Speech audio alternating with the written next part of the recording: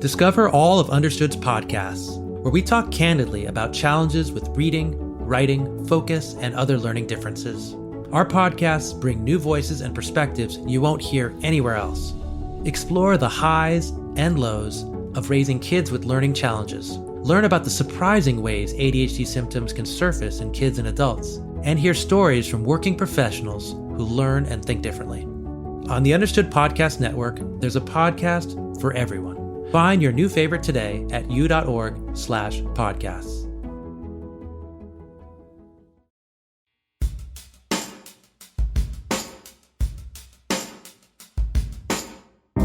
Welcome to The Opportunity Gap, a podcast for families of kids of color who learn and think differently. We explore issues of privilege, race, and identity, and our goal is to help you advocate for your child. I'm Julian Saavedra. And I'm Marissa Wallace. Julian and I worked together for years as teachers in a public charter school in Philadelphia, where we saw opportunity gaps firsthand. And we're both parents of kids of color, so this is personal to us.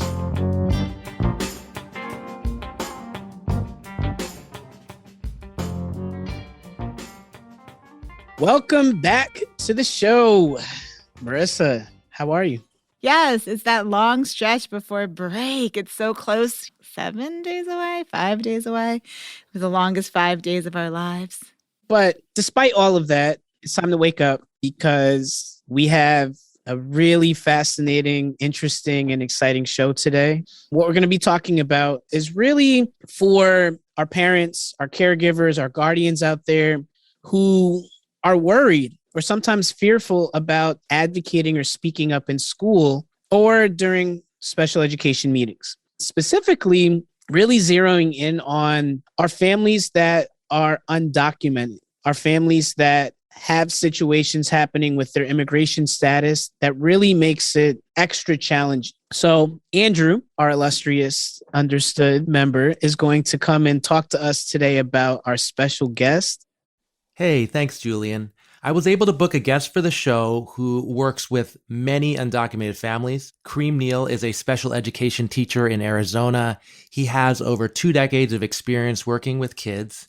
He works in Maryvale High School, which is in the Phoenix Union School District in Arizona. Over 81% of the students in that district identify as Hispanic.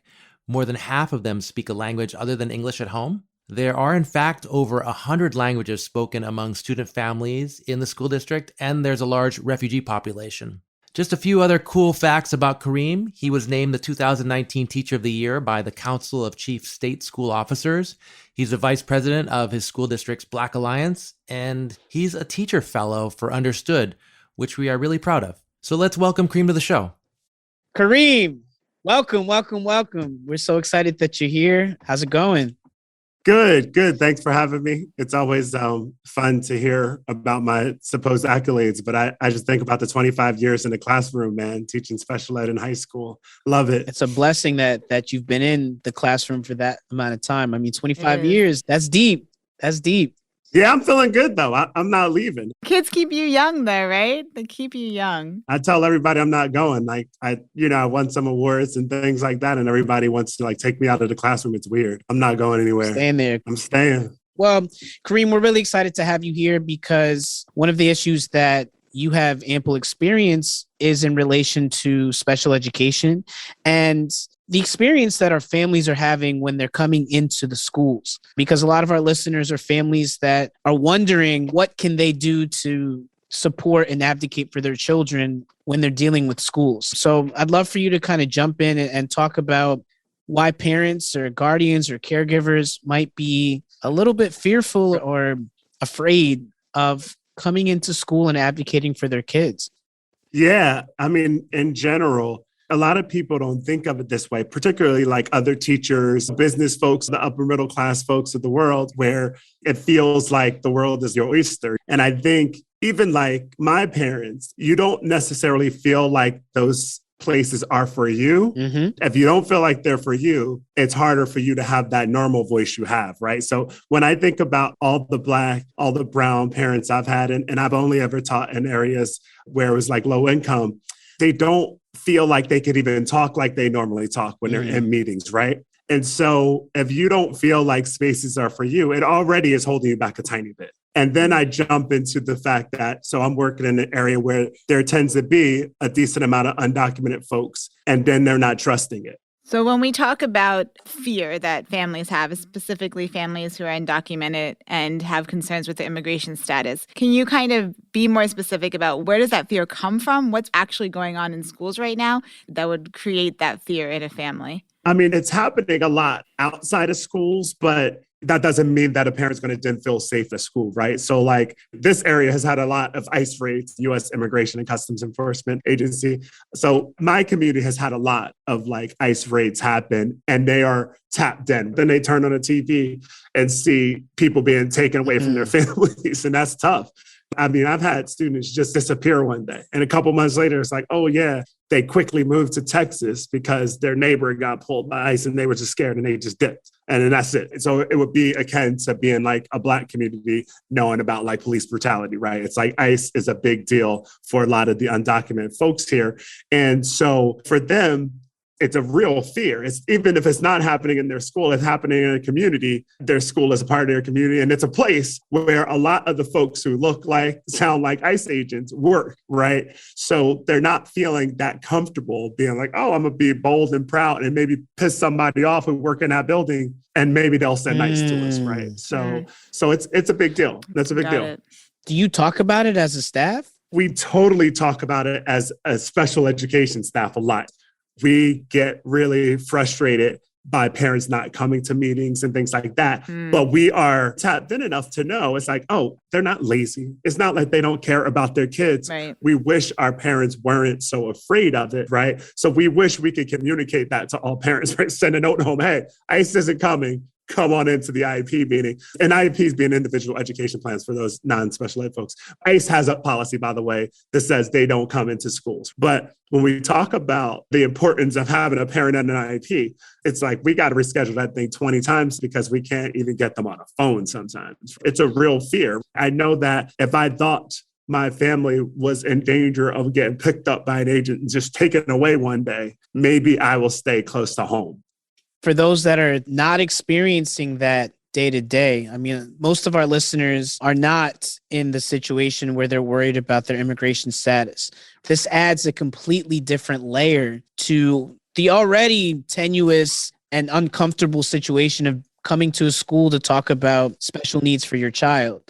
Imagine and empathize with the fact that these are families that are nervous for their residency status. How do you all manage to find ways to go above and beyond that? One of the big things you can do as a teacher is start building a relationship with all your families so they can start at least trusting you, if nothing else. So I have parents who will lean on me and be like, hey, do I have to give my social security number? No, you never have to give that. Can I do this? Can I say that? Yes, you always can do that. So I think teachers, if you're listening, please build strong relationships with the parents of the students in your classroom, because that'll be one barrier in helping them say, oh, okay, I can feel comfortable attending meetings. So yeah, it's a lot. It's deep because I think about even me. I grew up in Trenton, New Jersey. It was not the kind of place where you expect the world to see you and love you. And so being where I am now, it feels a whole different thing. I do feel comfortable now in business spaces. I do feel comfortable in groups of professional folks, whereas I didn't back in the day. And even as I started my teaching career, even I didn't feel that comfortable advocating for myself, right? Let alone how parents are feeling jumping into this space that is not theirs and advocating for someone. Right. Yeah. You made such a key point about the building relationships that I don't always feel that people understand what that means, right? Or tangible things to do that, because you have to gain the parent, the student, the caregiver's trust, because the relationship won't go anywhere if that trust is not set. So I'm curious, what have you found in your 25 years of experience that has allowed you to build that trust first to be able to then expand on a relationship with families? The funniest thing that I've did lately, the last few years, and it's worked like a charm, is I found the site that automatically translates. So it's called Class Dojo. And I actually initially grabbed it because it kind of works well for kids in self-contained classrooms from the gate. But then it automatically translates what I say and automatically translate what parents say. And so we got them all on there. And I was constantly posting pictures of what was happening in my classroom, posting pictures of work. And all of a sudden, we all felt closer. That's awesome. Before, I had a lot of parents who would go straight to the paraprofessional in my classroom who spoke Spanish, and they would talk to them. Right. Now they felt comfortable coming up to me while still having maybe an interpreter nearby. But it was just like they felt comfortable with me because they felt like they knew me because we're talking all the time, right? So finding that kind of communication tool, if nothing else. I had a kid who, him and his family, they signed, and I went and learned sign language, right? Spanish, I've been trying to learn Spanish, and I'm terrible at learning Spanish, apparently. But at least I found this tool that made us feel closer as a group. And then it was just like our relationships took off. And that kind of thing then makes a person say, oh, I can trust this person if he's saying, I don't have to do this, or don't worry about that, or ICE can't come to our school, stuff like that. You need that. I wish my kids were in your classroom. I can already feel the vibe. Kareem, I want to go back to what you talked about where you mentioned how people feel like they have to go into spaces that are not theirs. What does that mean? Just for the people listening, clarify what that is. We all have a culture. Like I think about when I went to Arizona, it was just like, oh, Black folks. I'm very comfortable with Black folks. Well, Black folks in Arizona weren't like Black folks in New Jersey. So I still had to build a new community with them. But the folks who are coming from areas where most of the people aren't earning that much money, people are typically not used to being in settings where people are using all these acronyms and they're buttoned up. They're used to a different kind of thing. It would be like telling all of my administrators, all right, go out in Maryville and hang out with some people out in Maryville. Go to a cookout over there, right? They might not feel that comfortable because that's not your vibe, not your culture. And so it takes some time to acclimate yourself to a new one. Right. And so when we're assuming like a freshman will come in school and a parent will just feel comfortable in this new school, that's not how it goes down. Schools don't feel like it feels like in their house. When you're not speaking the same language automatically, where it's like you're coming in hearing strictly the Queen's English and you're like, I don't really speak like that, And it's really difficult for you to then say, oh, this place is for me, until they let you feel like, no, this place is for everybody. Today, I had a new student, Black student, met his mom. She didn't automatically feel comfortable with me because I'm Black. She had to know me out as a person and see what I'm about and see if I am welcoming to her as well, right? I love that you said it doesn't automatically create a relationship because you share a race or you share some common characteristics. And it sometimes comes across as a misconception that we can solve all these problems if we just get a bunch of Black teachers or we get a bunch of Spanish speaking teachers. It's going to switch things up. And that's not the case at all. No doubt. Kareem, think back to some of the experiences that you've had with some of your families. What would you say to them as a way for them to make themselves feel like they can advocate for their kids with you? What kind of things should they be doing, or how should they approach walking into a situation where they have to speak up for their kids? When talking about the way parents advocate for students, every single one, I'm like, always feel comfortable speaking. Take the time to get to know as many people at your school as possible, because that'll make you feel more comfortable, right? So go ahead and make as many relationships as you can everywhere. And then I would say be close to your IEP team, because you will find yourself feeling more and more comfortable talking to some of the individuals. So an IEP team is usually kind of big, a special ed teacher, regular ed teacher, all therapists that work with your child. If it's a person who has a health aide, they'll have that person with them, a nurse, behavior specialist. It's a huge team. So get to know that team really well, because you will find someone on that team that you feel comfortable talking to. And then that person can also give you that kind of confidence if you need it, right? So fortunately for me and the parents in my classroom, they feel comfortable with me. So at IEP meetings, they're sitting next to me, right? And they're just like ready to talk because they know, they feel comfortable. All right, he's going to give me this confidence. He's going to help guide me if I need guidance. And he's the person that is making me feel at home here so that I can start speaking my mind freely. On every campus, you're going to find your person that might be the person that gives you the confidence to be your true self. Love that. And that key word, confidence, right? Right. And that's so important, because as a fellow special education teacher and knowing how just intricate our relationship with our families are. And I think in this case, making sure that all families know, no matter what their immigration status is, that they're all able to have the right to special education services. That is not something that we will deny them. That's the law, and we support that. Yeah, you can't be discriminated against based on immigration status in public education, right? You cannot force somebody to talk about their immigration status or, like I said, or provide social security numbers and those kinds of things. And that's important because I think when we ask parents to sign things, right, that nerve-wracking moment, like you're asking for that signature, and I think all of those thoughts are going through their head. So that's really helpful for families to know they are protected. And that's huge because then they have the confidence that they need to say, all right, I'm speaking up for my kid, because what's ever the harm in that? And I think a lot of undocumented parents have felt that power dynamic. And so they have already been beaten down from some level in the past. Oh, yeah. You mentioned a couple of times how in your own life experience, how you felt like you didn't necessarily belong in those spaces. It makes me think about the imposter syndrome, how so many times people will walk into a situation and they're kind of like, do I actually belong here? How did I get in this situation? And honestly, I feel like that every single day of my life. But what do you do for yourself to gain your own confidence in situations where you might not even feel that you belong? And I mean, you're pretty impressive in what you've done. What are some things that you do that maybe some people that are listening can take to their own experience? I kind of do some of the same stuff that I'm urging parents to do. I've been in some wild places, man, the Oval Office and, just my Senate and House all the time. And I'm just like, this is really wild.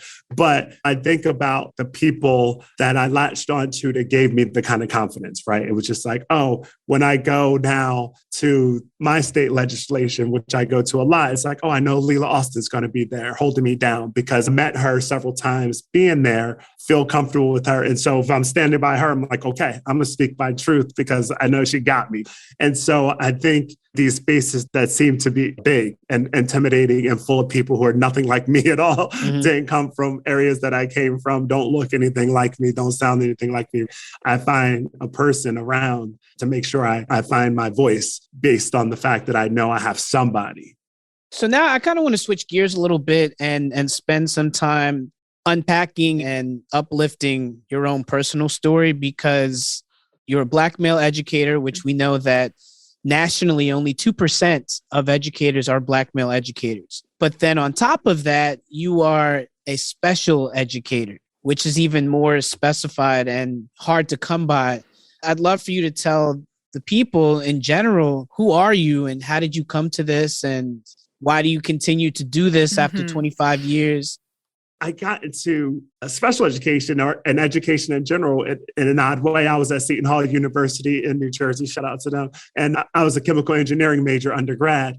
I worked at the rec center, and on weekends there were sporting events. And it was like one time the Special Olympics came through and I was just like all in. I met the kids and they were like so authentic. So I was just like, I just loved them immediately. So I think getting into it because I love the people, that made it easier for me to get through like the paperwork. And like I worked 3 jobs for like 8 years. Wow. 3 jobs. I did respite rehabilitation with the kid with autism after work. And I drove like Uber and Lyft until recently. It's wild. But I think that was the thing that I was always able to fall back on, right? It was like, no, these are my people.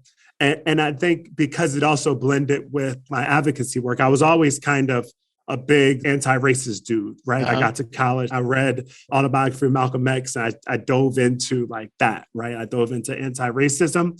And so when I found special education, I said, oh, I'm gonna dive into advocacy for that too, because being an advocate fills the soul type thing, you know what I'm saying? And so I just always loved it. And I still do, 25 years. That's tough to find a job that you love, that you're happy at the end of every day. But on top of that, when I think about some of the extra stuff, some of the advocacy work that I was doing in schools also kind of fed the soul when I wasn't in front of my students, right?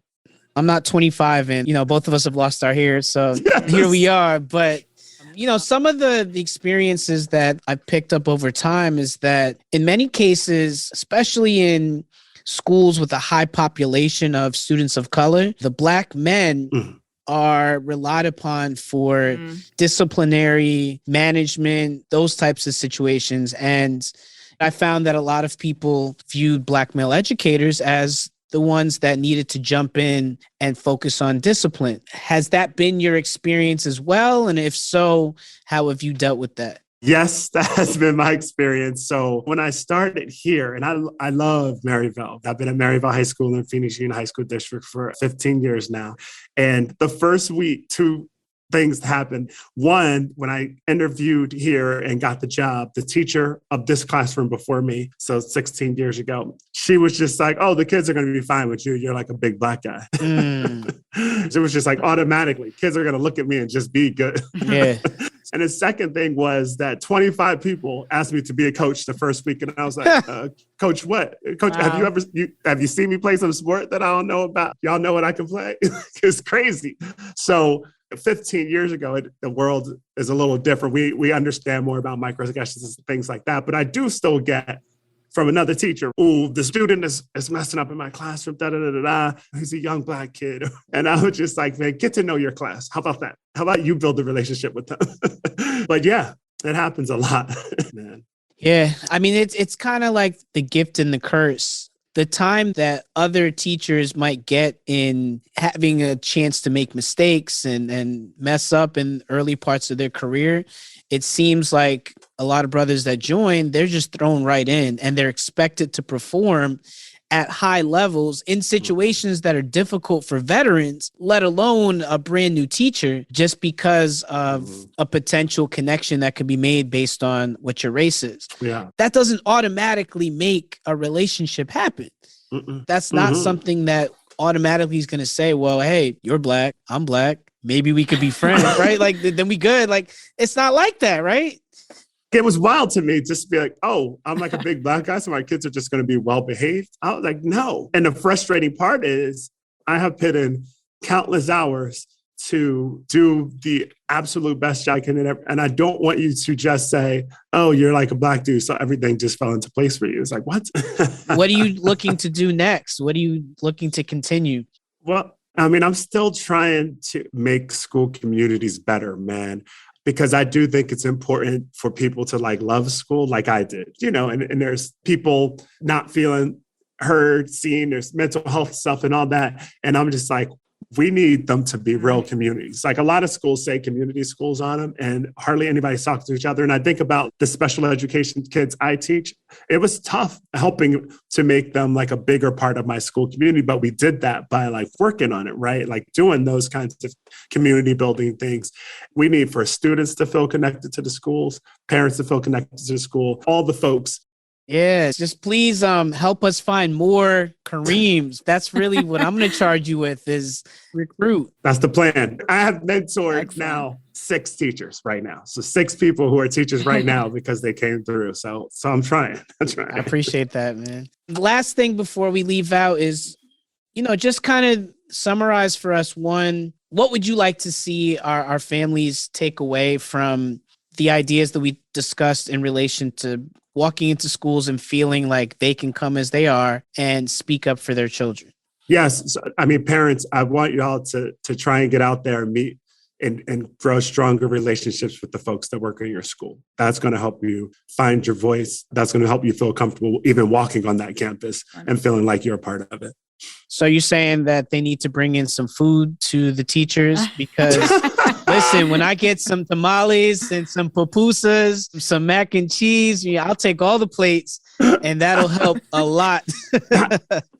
That would totally do it. But even just like whenever you can like reach out and talk to the people, you know what I'm saying? Find a way to do that because you'll find out that you'll talk to them and realize that they do care about your kids and they want the best for them. And you'll build relationships and then you'll start saying, oh, this is my school now. I'm feeling like I'm a part of it and I'm going to get in there. Oh, man, I just can't express enough how much I appreciate you taking some time to talk to us and share your story, share your tips. So thank you, brother. Thank you. Thank you. Yes, thank you very, very much. Thanks for having me, y'all. This is great.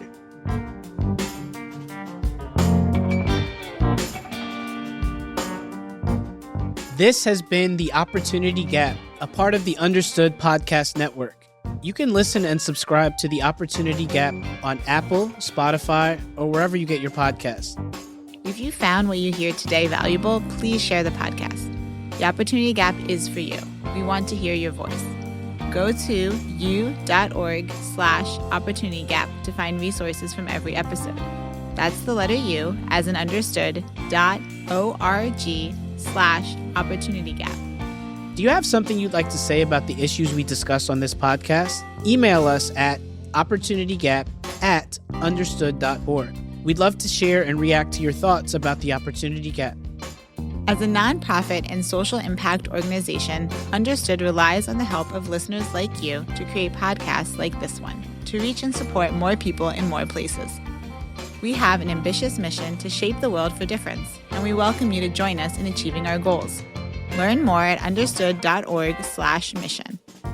The Opportunity Gap is produced by Andrew Lee and Justin D. Wright, who also wrote our theme song. Laura Key is our editorial director at Understood. Scott Koshier is our creative director. Seth Melnick and Brianna Berry are our production directors. Thanks again for listening.